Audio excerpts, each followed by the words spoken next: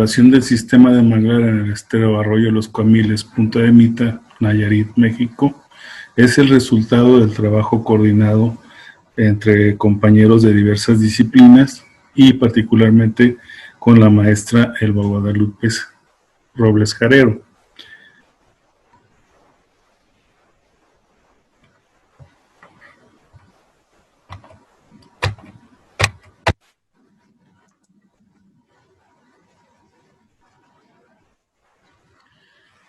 A manera introductoria, los manglares se desarrollan en los trópicos húmedos alrededor de esteros y lagunas costeras, cubriendo menos del 0.1% de los continentes. Estos ecosistemas son muy importantes, dado que se consideran como sumideros de carbono, al absorber una buena cantidad de carbono y transformarlo en materia orgánica, así como un ecosistema en el cual se desarrollan organismos que son muy importantes para el desarrollo de la región. Podemos hablar de algunas especies de interés pesquero que se encuentran en los lugares en donde tenemos la presencia de cuerpos de agua, a los que están siempre asociados los ecosistemas de manglar. La extensión a nivel mundial constantemente se ve reducida por diferentes impactos de las actividades antropogénicas, como es la agricultura, la ganadería, desarrollos acuícolas y desarrollos turísticos.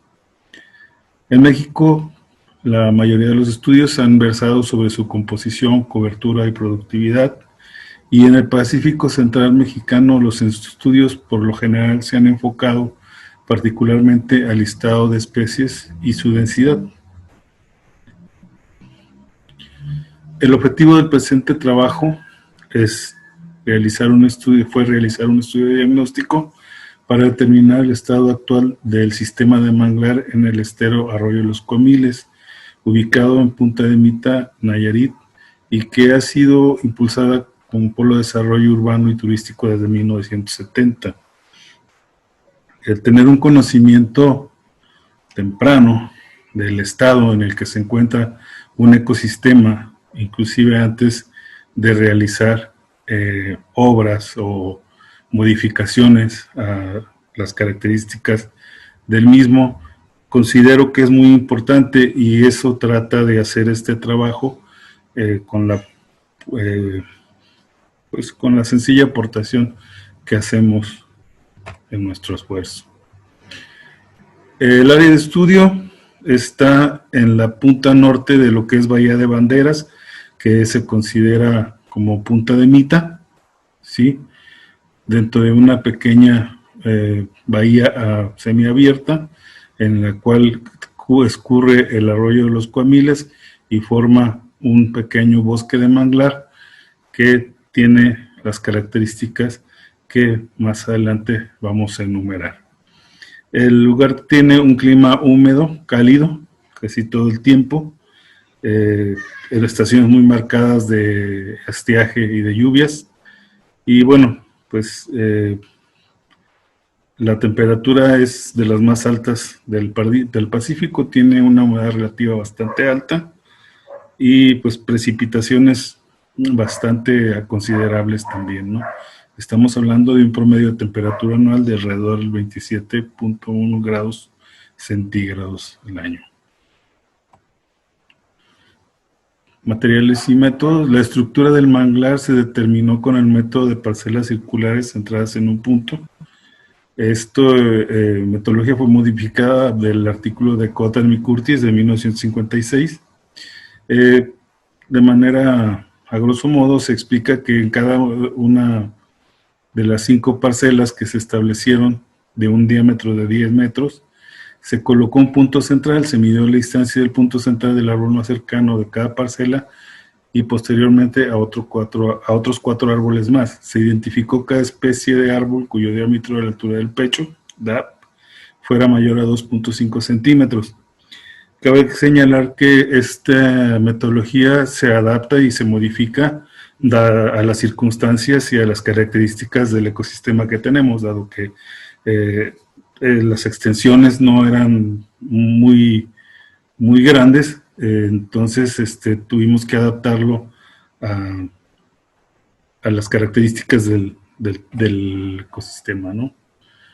También se tomaron algunas variables estructurales, como es el área basal, y a partir de estas se determinan pues la dominancia absoluta de las especies, ¿sí? También se tomó la densidad, que es el número de árboles adultos por unidad de área. Se estimó la frecuencia a partir de la densidad de los individuos y las especies,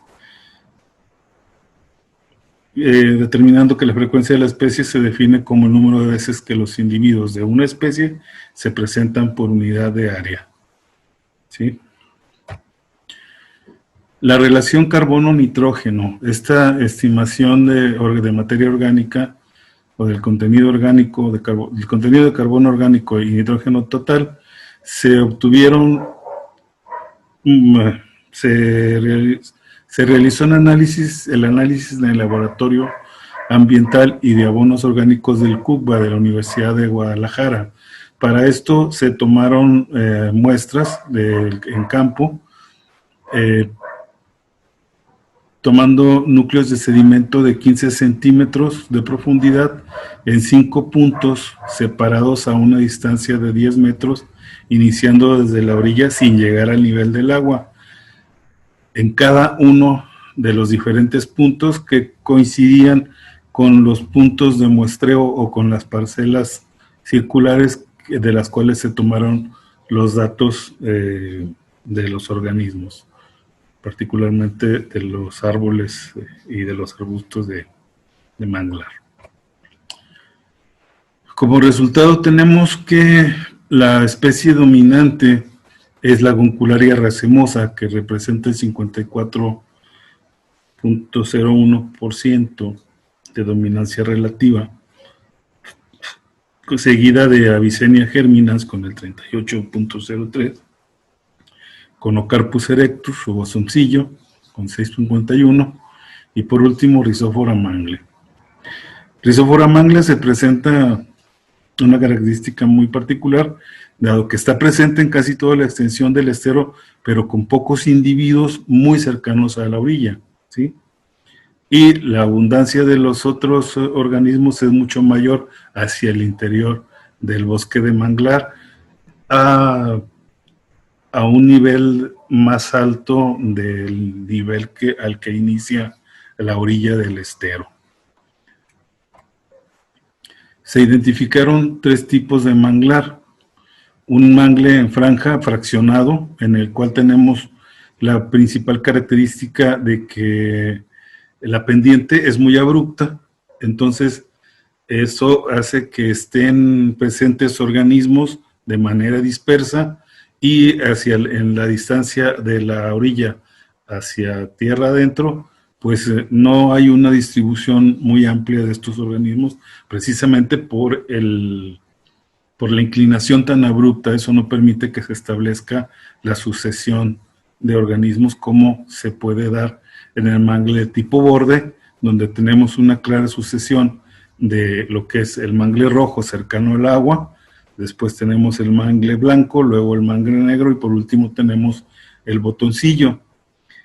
Y en el mangle tipo de borde continental es también en una zona más plana, donde particularmente tenemos una presencia más común y más abundante de lo que es la especie dominante.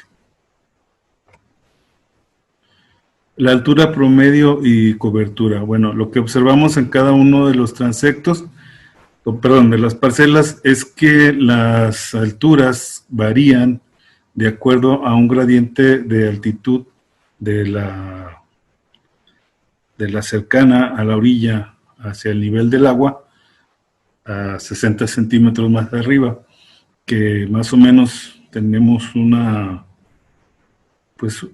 pendiente bastante moderada, ¿sí? De tal manera que empezando en un punto y a los 30, 40 metros, ya tenemos 60 centímetros de elevación, ¿sí? Y eso pues nos da una heterogeneidad muy grande en cuanto a las alturas de los diferentes árboles de las diferentes especies, ¿sí? Hay algunas especies que presentan alturas moderadas, vamos a decir 4 o 5 metros, otras hasta 7, 8 metros, algunas hasta 12 o 15 metros. Lo que sí se observa es que predominan árboles jóvenes, generales en buen estado de desarrollo y conservación, con una producción de semillas bastante alta, no la cuantificamos, pero está ahí como una sugerencia para realizar estudios a futuro. El manglar no tiene un potencial forestal, estamos hablando del volumen maderable que se pudiera obtener, pero su importancia ecológica es relevante por la dinámica vegetal y sus servicios ambientales. Los valores promedio de materia orgánica y la razón de carbono-nitrógeno que encontramos, pues nos indica valores bastante dispersos, no hay una relación muy clara, pero pues también lo que tenemos es un solo muestreo en una estación del año en la que empezaban las lluvias, y pues eso puede generar una variación todavía más marcada en cuanto a las lecturas que se puedan tener de esto, ¿no? Lo que sí podemos ver es que hay una acumulación bastante importante de carbono, lo que nos indica que si bien hay una descomposición constante de materia orgánica, el carbono que se está almacenando y transformando en materia orgánica otra vez tiene un cierto balance, lo que consideramos que el ecosistema pues está funcionando realmente como una trampa de carbono, ¿no? Bien, en el estero existen las 4 especies de manglar reportadas para México, con dominancia de la especie Leguncularia racemosa. El desarrollo forestal más importante se encuentra en el segundo tercio del estero, mostrando una estructura forestal tipo borde continental. Los árboles se aprecian en etapas jóvenes y en buen estado de conservación de acuerdo al área basal. Resultó más relevante la velocidad y el equilibrio entre procesos de mineralización y humidificación, condicionado por la actividad microbiana, que el contenido total de materia orgánica, que esto es con relación a los valores de la relación carbono-nitrógeno. Se recomienda realizar un seguimiento de estos elementos para observar las tendencias de variación en el tiempo. De nuevo, la relación carbono-nitrógeno tuvo valores menores a 15, lo que implica que el sistema se comporta como un sumidero de carbono al fijar dióxido de carbono atmosférico para la fotosíntesis y hacer más eficiente la descomposición de la materia orgánica. Quiero agregar al final mi agradecimiento o nuestro agradecimiento a los integrantes del equipo de biólogos de geoservicios, particularmente el biólogo Alfredo Farías y Castro y el biólogo Alejandro Castro, que fueron parte fundamental de este trabajo. Algunas de las referencias utilizadas en este trabajo, y pues por último no me queda más que darles las gracias por su atención.